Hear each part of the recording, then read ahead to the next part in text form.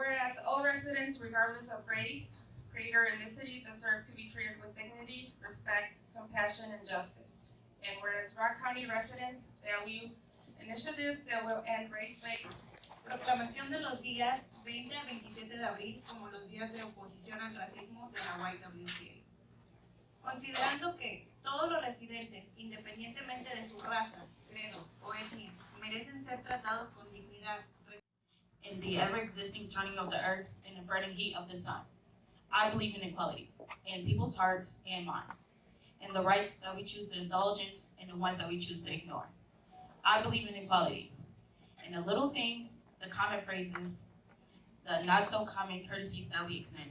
I believe in equality for the ones who are respected and the ones who barely. I'm from Hawaii, and in Hawaii we talk pretty fast. And so hopefully I can slow down enough to make sense to all of you, but otherwise, call me anytime at the YWCA. I'd love to have a conversation with you. I've been in my role since August 22 of 2022, so just this last year. I'm excited to be here today so that you can get to know more about my organization, our organization, and about me as a leader. Today I'll be double shot and injured on Tuesday just going to a grocery store and then coming out and accidentally trying to get in the wrong car. And then we had 19-year-old young woman, Kaylin Gillis, in rural upstate New York, who was shot and killed for turning around in someone's driveway last Saturday night. And then 16-year-old Ralph Yarrow, who was shot and seriously injured for going to the wrong house to pick up a sibling. I've done all those things more than once and never had to fear the type of retaliation these young adults experienced. We are living in a time of fear in our country, and if discussions and education in regard to race can help de-escalate fear, then we need to have these conversations openly and learn from one another. And by learning, hopefully we become less anxious and less fearful.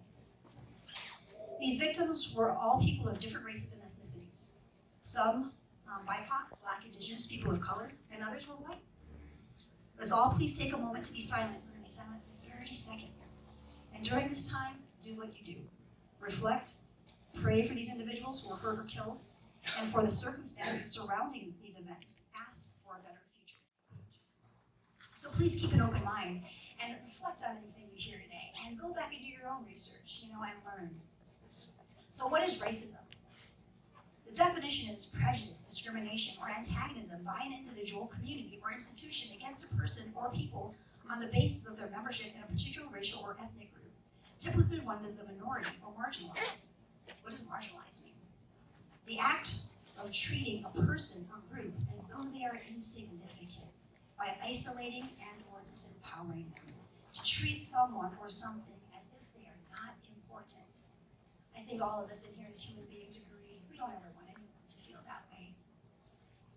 It was mentioned in 2 articles in the Gazette on April 13th and 18th that the YWCA conducts trainings and tries to influence local organizations in the matter of human resources, that we train people on conspiracy theories or critical race theory that causes low morale and leaves people that are white feeling like they are being discriminated against because we are advocating for BIPOC, again, the Black, Indigenous, people of color, people only. We haven't done trainings like this for local organizations, but we do have a racial justice conference. And it's a conference for people. Racism pledge. Mindful of the continuing affliction of institutional and structural racism, as well as the daily realities of all forms of bias, prejudice, and bigotry in my own life, my family, my circle of friends, my co-workers, and the society in which I live. With conviction and hope, I take this pledge, fully aware that the struggle to eliminate racism will not end with a mere pledge, but calls for an ongoing transformation within myself and the institutions and structures of our society.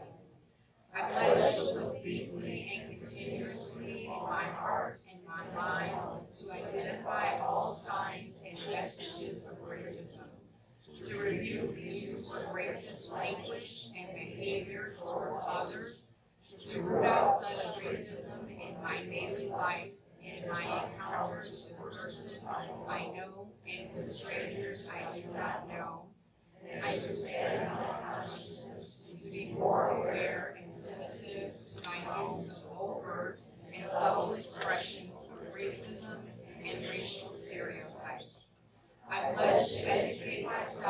racial justice issues and share what I learned in my own communities, even if it means challenging my family, my partner, my children, my friends, my coworkers,